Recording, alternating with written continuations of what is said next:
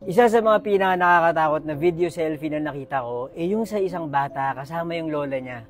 Okay naman ang lahat, kaya lang isang taong patay na yung matanda. Story time. Ang kwento nung nanay nung bata, mahilig daw mag-selfie yung anak niya. At nung tiningnan niya yung mga pictures, meron siyang kakaibang nakita. May ibang kasama yung anak niya.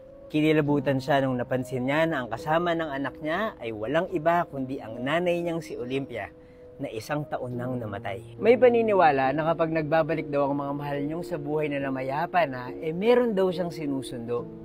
Sa lagay na to, sino kaya ang sinusundo ni Lola Olympia? Ako nga pala si Buji at mahilig ako mag-storytime. Kung di nyo pa ako fina-follow, follow nyo na ako. Tinanong kasi ako ng kaibigan ko kung ano raw yung pinaka-nakakatakot na palabas na napanood ko. At ang unang pumasok sa isip ko ay yung episode na to ng Kapuso Mo, Jessica Soho. 1 year nang patay si Lola Olympia nung nangyari yung selfie. Bago pa yun, nagpaparamdam na siya sa mga kamag-anak niya, kagaya ng pagpapakita sa mga panaginip. Pero nung nabubuhay pa siya, meron siyang sinabing mga salita na kung ako yung makakatanggap, hindi ko alam kung ano yung mararamdaman ko. Ang sabi niya, kukunin ko kayo kapag ako'y nawala na. So, baka meron nga siyang sinusundo sa mundo ng mga buhay. And true enough, namatay yung panganay na anak ni Lola Olympia, yung tita nung bata sa selfie. Sana nakakatakot tong episode na to ng Gabi ng Lagim ng Kapuso Mo, Jessica Soho. Hanapin nyo na lang online para damay-damay tayong lahat sa takot.